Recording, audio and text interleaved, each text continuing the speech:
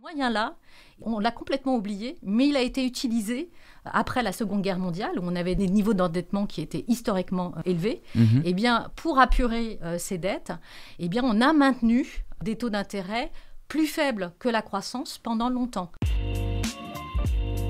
Le podcast, le rendez-vous expert du Crédit Agricole.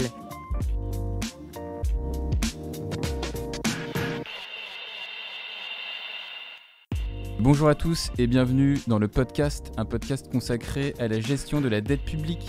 En France et en Europe, la réponse économique à la crise sanitaire a été forte, immédiate. Les règles budgétaires ont été suspendues, la surveillance des aides publiques aux entreprises a été assouplie. Avec l'appui de la Banque Centrale Européenne, les États maintiennent l'économie sous perfusion grâce au déblocage de capacités d'endettement inédites. Le gouvernement français prévoit qu'en fin d'année, la dette publique atteindra au moins 115% du PIB. Alors comment allons-nous nous acquitter d'une dette déjà difficile à rembourser avant la crise sanitaire ? L'accumulation de dettes nationales et continentales est-elle un vrai problème ? Et puis comment ces emprunts seront-ils utilisés ? On va tenter d'y répondre avec Isabelle Job-Basile, directrice des études économiques de Crédit Agricole SA. Bonjour à vous. Bonjour Gabriel. J'ai évoqué la dette publique française en introduction, mais j'aurais aussi bien pu parler de celle de l'Italie qui devrait passer de 135% à 155% du PIB avant la fin de 2020. En moyenne, celle de la zone euro devrait au mieux atteindre 112% en 2022 contre 84% en 2019, fin 2019. Cet accroissement de l'endettement public, est-ce qu'il vous inquiète ou est-ce qu'il pourrait être une opportunité ?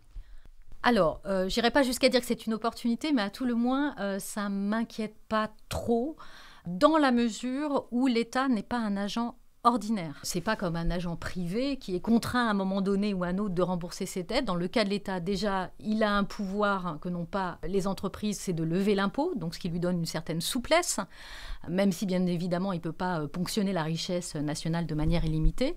Et puis surtout, il peut transférer sa dette d'une génération à une autre. Donc il n'est pas obligé de mettre les compteurs à zéro à une date donnée. D'ailleurs, on parle assez peu de solvabilité pour un État, on parle plus de la soutenabilité des finances publiques ou de la dette dans le cas d'un État.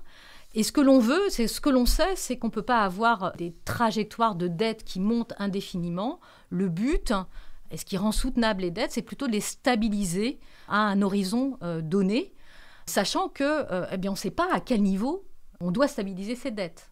C'est-à-dire qu'en fait, il n'y a pas de chiffre magique au-delà duquel, si vous dépassez ce chiffre, vous allez être en faillite ou vous allez faire un défaut de paiement sur votre dette. Alors par contre, on a quand même un certain nombre de règles. On sait qu'en Europe, on a des ratios d'endettement qui sont limités à 60%, alors bien que le seuil était largement dépassé, comme vous venez de l'évoquer. La littérature économique vous dit qu'au-delà de 90% du PIB, la dette, elle peut poser un peu de problème. Mais par contre, vous avez un contre-exemple flagrant, qui est celui du Japon. Le Japon, qui 200% du PIB. De plus de 200% du PIB, et pour autant, personne ne croit que le Japon est proche de la banqueroute. Et donc, ça vous montre bien que la notion de solvabilité pour un État, elle est floue. Et il y en a même qui vous disent que, en fait, cette notion de solvabilité sera un mythe. Ce que vous disent les tenants de la nouvelle théorie monétaire, si l'État, il émet dans sa propre monnaie, il a la capacité illimitée de battre monnaie pour rembourser sa dette. Donc, il peut s'affranchir de toute contrainte financière. Après, il faut faire attention parce que ça pourrait être un appel à un endettement illimité, quelles que soient les situations critiques à venir. Alors, c'est surtout la crainte qu'il y a par rapport à ça, et c'est d'ailleurs pourquoi les Allemands sont fortement opposés à ce type de solution, de monétisation des déficits ou des dettes. C'est le risque d'hyperinflation, et on sait qu'ils ont une histoire douloureuse par rapport à des épisodes d'hyperinflation qu'ils ont connus au moment des années 30. Donc c'est vraiment le fruit de leur histoire, et c'est vraiment une ligne rouge de la part des Allemands. On va reparler de ce contexte européen. Mais d'abord, on peut s'interroger sur la manière dont on va pouvoir rembourser cette dette. On a évidemment la croissance, mais est-ce que la croissance, elle peut suffire à apurer les stocks de dette ? Alors écoutez, c'est sûr que la croissance, c'est probablement l'instrument privilégié pour réussir à apurer les dettes, puisqu'effectivement, la croissance, ça fait plus de recettes fiscales, et puis également, ça gonfle la richesse qui est créée chaque année, donc le PIB nominal, et donc ça réduit mécaniquement les ratios d'endettement public, puisque vous rapportez le déficit ou la dette au PIB nominal. Donc si le PIB nominal grossit vite, ça réduit mécaniquement le ratio. Alors qu'est-ce qu'on peut se dire aujourd'hui ? On va probablement probablement avoir une récession historique, mais comme la crise résulte d'une mise à l'arrêt volontaire des économies, on peut imaginer que derrière, on va avoir un rebond assez fort de l'activité qui va permettre de résorber une partie des déficits de manière assez mécanique par cette croissance en sortie de crise. Mais pour autant, la dette additionnelle que vous avez créée au moment de la crise, elle ne va pas disparaître. Une fois qu'on aura fait cette reprise économique, on l'espère forte, si on retrouve le trend de croissance que l'on avait avant crise, c'était un trend de croissance assez faible, autour de 1%. Entre 1 et 2. Voilà, c'était 1% en réel. Des et si on États. rajoute l'inflation, on était autour de 2-2,5% de croissance nominale. Ça ne suffira pas pour résoudre de manière mécanique les excès d'endettement. Ça, on peut donc essayer d'émettre l'hypothèse que les taux d'intérêt, surtout ceux de la Banque Centrale Européenne, ils seront toujours aussi faibles. Ça aussi, ça pourrait nous aider à résorber ce niveau d'endettement ? Alors oui, en fait, c'est vrai que maintenir de manière un peu artificielle les taux d'intérêt à des niveaux très bas, eh bien, ça permet d'apurer de manière indolore l'endettement public, tout simplement parce que ça fait une économie de dépenses pour l'État. Si vous retrouvez dans une situation où, en fait, les dépenses en intérêt croissent moins vite que les recettes fiscales, eh bien, à ce moment-là, si vous maintenez les autres dépenses constantes, eh bien, ça vous permet de réduire de manière assez mécanique les déficits et les dettes. Donc, ce qui importe dans les trajectoires d'endettement, c'est souvent ce différentiel entre le taux d'intérêt et le taux de croissance. On voit bien qu'on fait tout aujourd'hui pour maintenir un couvercle sur les taux d'intérêt, de les mettre les plus bas possibles, de manière à effectivement rendre viables ces trajectoires d'endettement. Et ça, c'est ce qu'on appelle la répression financière.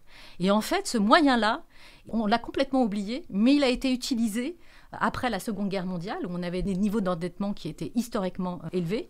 Eh bien, pour apurer ces dettes, eh bien, on a maintenu des taux d'intérêt plus faible que la croissance pendant longtemps. Alors, par exemple, aux États-Unis, on avait déjà la réglementation Q qui plafonnait les intérêts payés sur les dépôts bancaires. Et puis, on a eu aussi une banque centrale, la Réserve fédérale, qui a contrôlé, qui avait une forme de contrôle sur les taux d'intérêt et qui intervenait, si besoin, sur le marché obligataire.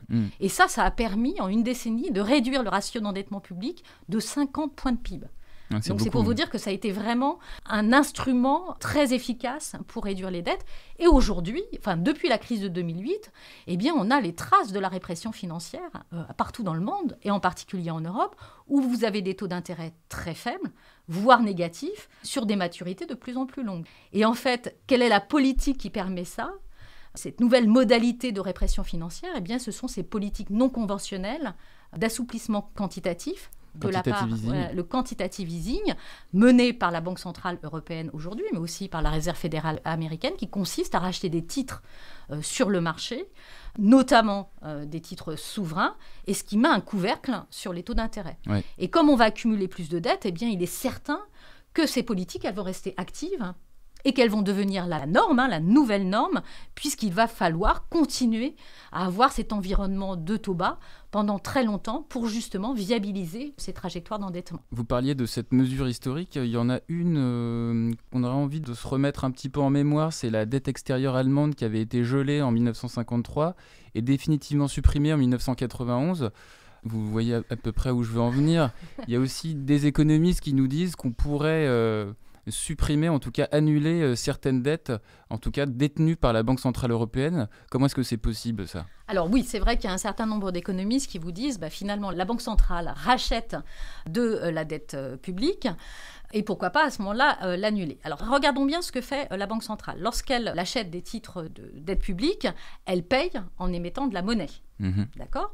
Dans ce cas-là, elle détient des titres à son bilan et ça veut dire que l'État lui verse des intérêts sur la dette d'État qu'elle détient. Et en retour, la Banque centrale verse aux États, elle leur reverse quelque part ces intérêts, puisque les États membres sont actionnaires de la Banque centrale européenne, et donc ils touchent une part des profits qu'elle dégage. Et donc si on devait agréger le bilan du Trésor, des différents États membres et de la BCE, en fait, cette dette, elle disparaîtrait. D'où vient cette idée d'annulation de cette dette publique détenue par la Banque centrale ? Alors, si vous regardez en pratique, qu'est-ce qui se passerait ? Ça serait quand même une perte sèche pour la Banque centrale européenne. Or, cette Banque centrale européenne, elle a comme capital moins de 8 milliards d'euros. Ce qui est rien. Ce qui est rien. Ce qui veut dire que ça effacerait tous ces fonds propres et voire elle se retrouverait avec des fonds propres négatifs. Et généralement, quand vous êtes en fonds propres négatifs, il faut vous recapitaliser. Et donc, qui recapitaliserait ? Ce sont les actionnaires de la Banque Centrale Européenne, qui sont les États membres. Et donc, ce qui veut dire que l'opération serait quasi nulle, n'aurait pas vraiment grand intérêt. Sauf que la Banque Centrale, ce n'est pas une banque comme les autres. Et donc, la Banque Centrale, elle n'a pas vraiment de dette à son passif. Parce qu'à son passif, c'est de la liquidité qu'elle peut créer elle-même ex nihilo. Donc, ça veut dire qu'une banque centrale, elle peut émettre de la monnaie et elle peut continuer à fonctionner, même à fonds propres négatifs. Donc, on voit bien que l'obstacle technique, il pourrait être surmonté. En revanche, il y a un obstacle politique. Il y a un obstacle très clairement politique parce que ces abandons de créances, ils pourraient être assimilés à des financements monétaires des déficits. Et à ce moment-là, bien évidemment, on l'a vu que c'est une ligne rouge. D'abord, c'est interdit dans les traités européens. Et puis, c'est une ligne rouge pour les Allemands, mais aussi pour d'autres pays de la zone euro qui sont attachés à l'orthodoxie monétaire ou budgétaire. Notamment l'Autriche, les Pays-Bas. Exactement. Des pays plus vertueux en termes de gestion de dette publique. On n'a pas parlé des impôts.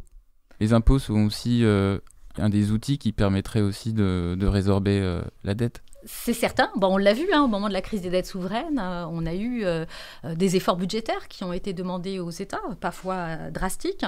Aujourd'hui, on aura probablement besoin de faire un certain nombre d'efforts budgétaires, mais à tout le moins, on n'aura probablement pas de mesures d'austérité aussi draconiennes que l'on a connues au moment de la crise des dettes souveraines. Ouais. Parce qu'on s'est rendu compte, justement, ces mesures d'austérité qui étaient synchrones dans les pays surdimensionnés, ça a plongé les économies dans un équilibre qui n'était pas optimal, de croissance faible, d'inflation faible, de chômage élevé, et sans qu'on ait réussi à infléchir les dynamiques d'endettement, parce que le PIB se contractant, le ratio dette sur PIB avait tendance à continuer de grossir. La Grèce, par exemple. Voilà, donc on sent bien que ça peut être un peu stérile ou contre-productif, donc on n'ira probablement pas dans cette voie, mais à tout le moins, probablement qu'effectivement, à un moment donné, il y aura quand même la question d'efforts budgétaires sera posée, notamment pour les pays les plus orthodoxes au niveau budgétaire, au niveau européen.